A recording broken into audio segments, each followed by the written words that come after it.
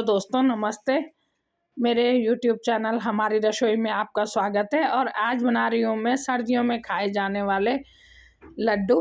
और dry fruit के लड्डू बहुत ही बढ़िया बनते हैं, हर साल बनाती हूँ मैं, लेकिन इस साल मात्रा कुछ ज़्यादा है, इसलिए मैंने अपने परिवार वालों के, अपनी बहू बहन आदि की हेल्प ली। यहाँ पे जला लिया चूल्हा।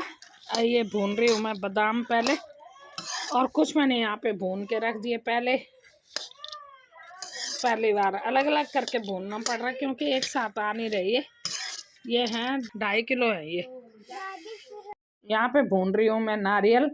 और क्योंकि आप चाहें तो नारियल का बूरा भी बाजार में मिलता है, लेकिन मैंने यहाँ पे सभी चीज़ साबुत ही लिया और अपने हाथ से कद्दूकस किया, क्योंकि जो स्वाद अपने हाथ का आता है वो बाजार से लाए हुए रेडीमेड में वो स्वाद नहीं मिलता। और मैं कद्दूकस करते हुए नहीं दिखाया मैंने, क्योंकि वीडियो मेरा बहुत लंबा हो जाता है और एक ही दिन इतनी सारी तैयारी नहीं हो पाती, इसलिए मैंने थोड़ा थोड़ा करके पहले से तैयारी की थी। पहले से मैं 1-2 दिन पहले से कद्दूकस कर रही थी, ये सब काम कर रही थी, इस पे लगी हुई थी तैयारी करने पे। और बनाती तो मैं हर साल हूँ ये सर्दियों में, लेकिन इस साल इसकी मात्रा कुछ ज़्यादा है, क्योंकि ज़्यादा ही रखी हुई है मैंने इस साल। और बाकी के समय में तो कम कम बनाती थी मैं। और इस बार अब परिवार बड़ा है तो बढ़ रहा, परिवार बड़ा होने के साथ साथ अब ये भी होता है कि बार बार बनाने में भी आलस आता है, बार बार ये चीज़ें बनती नहीं है, इसलिए मैंने थोड़ा ज़्यादा ही मात्रा बनाने की सोच रही हूँ। यहाँ पे दोस्तों मैंने काजू ले लिए और ये भून रही हूँ मैं थोड़ा थोड़ा करके, क्योंकि कढ़ाई मेरे पास छोटी है। सभी चीज़ें मैंने ऐसे भून के थोड़ा थोड़ा करके रख दी। सबसे पहले मैंने कढ़ाई में देसी घी में गोंद भुना था, जो मैं दिखा नहीं पाई, वीडियो भूल गई मैं उस समय। कुछ मेरे पास अलग से ये पैकेट मिक्स वाले भी थे, ये भी मैंने इसी के साथ भून रही हूँ। यहाँ पे मैं अखरोट थोड़ा थोड़ा करके अखरोट को भी हल्का हल्का भून रही हूँ घी में। और इसी तरह से मैं सभी चीज़ को भून रही हूँ। इससे क्या है कि इस लंबे समय तक ये लड्डू सुरक्षित रह सकते हैं, जितने दिन भी रखना चाहें ये ख़राब नहीं होंगे। और अब ले लिए मैंने यहाँ पे मगज, और इनको भी मैं घी में भून रही हूँ। यहाँ पे डाल दिए छुआरे,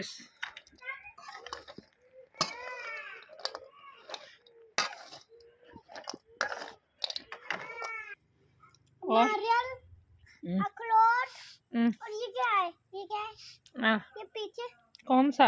ये कौन सा? ये हाँ, पिस्ता। पिस्ता। हाँ, ये नहीं खाया होगा तूने। ये नहीं खाया। हाँ, तभी तुझे पहचानना नहीं आ रहा। और मैंने यहाँ पे दोस्तों मैंने ले ली अलसी, और साथ साथ में मेथी भी इसी के साथ भून रही हूँ। ये डाल दिया, इसमें पाउडर भी मिक्स कर दिया मैंने, इसमें सौंठ पाउडर थोड़ा थोड़ा, ये भी रोस्ट हो रहा सौंठ पाउडर का। अब आ गई यहाँ पे मखानों की बारी, और ये है मखाने, यहाँ पे घी में भुने जा रहे मखाने। और इसी तरह से अब यहाँ पे ये फिर मिक्स था, ये भी पैकेट मेरे पास मिक्स पड़ा हुआ था, इसमें सभी चीज़ थी, इसलिए मैंने ये एक साथ भून लिए। और यहाँ पे ये भून रही हूँ मैं आटा और बेसन मिला के घी में, इसको अच्छी तरह भून लेना है, जैसे हम हलवा बनाने के लिए भूनते हैं, सेम वही है। और घी ज़्यादा हो तो और अच्छा रहता है, और घी गाय का घी हो तो ज़्यादा बढ़िया है। तरह से मैं थोड़ा थोड़ा करके 2 बार मैंने इसको 2-3 बार करके भूना। अब इसको थोड़ा थोड़ा करके दरदरा दरदरा करके मिक्सी में पीसना है, क्योंकि दरदरा सा मोटा मोटा रहेगा तो स्वाद अच्छा आता है मुंह में। मैं तो मिक्सी में पीस रही, आप चाहें तो किसी भी तरीके से इसको दरदरा कर सकते हैं। थोड़ा दरदरा दरदरा बादाम, बीच बीच में ये ध्यान देना है कि ये बारीक ना पीसा जाए बस।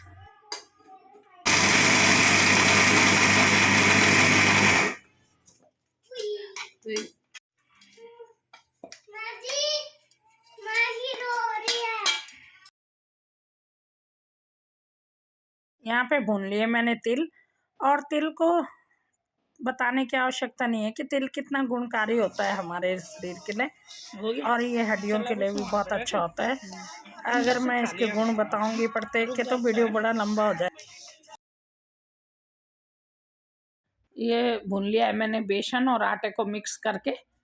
और एक बड़ा पतीला ले लिया मैंने क्योंकि मिलाने के लिए। और ये भून रही हूँ मैं यहाँ पे जीरा और अजवाइन। अब इसके बाद आया है भूनने का नंबर, ये है यहाँ पे काली मिर्च। और ये काली मिर्च से थोड़ी मैंने ये भी भूनी है। पहले मैंने इसे बिना घी के भुना क्योंकि बाद में मैंने इसे घी में भुनना है, पीसने के बाद तो भुनना ही है। यहाँ पे अब पीसने के बाद दोबारा मैं अपने जीरा, थोड़ा अजवाइन और हल्दी डाल के इसमें इन सभी भुने हुए बेसन, आटा और सभी ड्राई फ्रूट्स को एक पतीले में, मैंने बड़ा पतीला ले लिया यहाँ पे, उसमें मिक्स कर रही हूँ क्योंकि मिलाने के लिए इसमें बड़े पतीले की ज़रूरत है, परात में ये नहीं हो पाता है और ज़्यादा मात्रा में है तो इसलिए बड़ा पतीले की ज़रूरत पड़ रही मुझे। इन सभी ड्राई फ्रूट्स और इसमें मैंने मात्रा नहीं दिखाई क्योंकि अगर काजू ज़्यादा हो जाते हैं तो कोई नुकसान नहीं है, या बादाम ज़्यादा हो जाते हैं, कम हो जाते हैं तो कोई नुकसान नहीं है। कम ज़्यादा होने से कोई नुकसान नहीं है। सिर्फ इसमें काली मिर्च, अजवाइन और हल्दी, ये जो वैसे मसाले हैं जो तीखापन करते हैं, सौंठ वगैरह, इसकी मात्रा सही रखनी चाहिए कि ताकि स्वाद ना बिगड़े। बाकी इसमें और बाकी क्वांटिटी की कोई वो नहीं है, आप अपने अपने हिसाब से बना सकते हैं। इसमें मिला दिया हमने, ये है भून के रखा हुआ बेसन और आटा।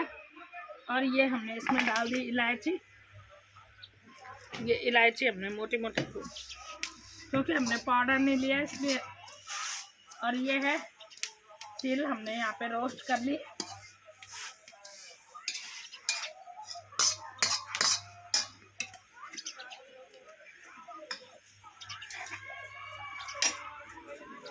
और ये है यहाँ पे बादाम।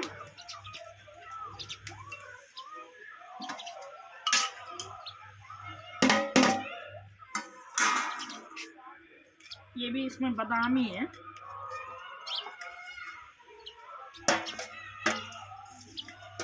भून के मैंने रख लिया था और परसों पूरा दिखा नहीं पाई थी मैं। और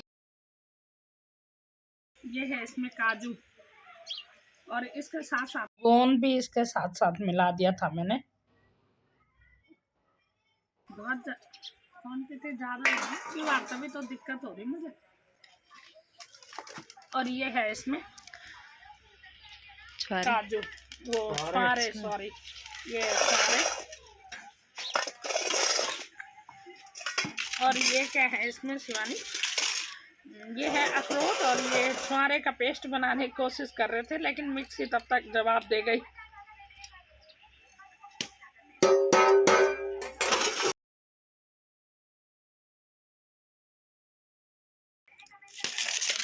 और ये है इसमें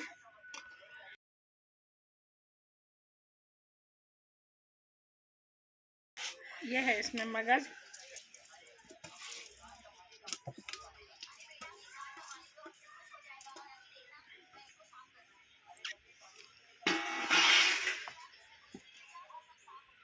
और ये है इसमें ये दूसरी थाली में दोबारा से काजू हैं। ये काजू और बादाम मेरे पास अधिक मात्रा में थे ये।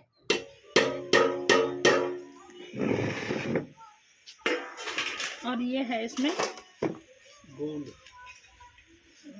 गोंद और वो ये एक साथ कर दिया था, ये मखाने एक साथ ही कर दिया था ये।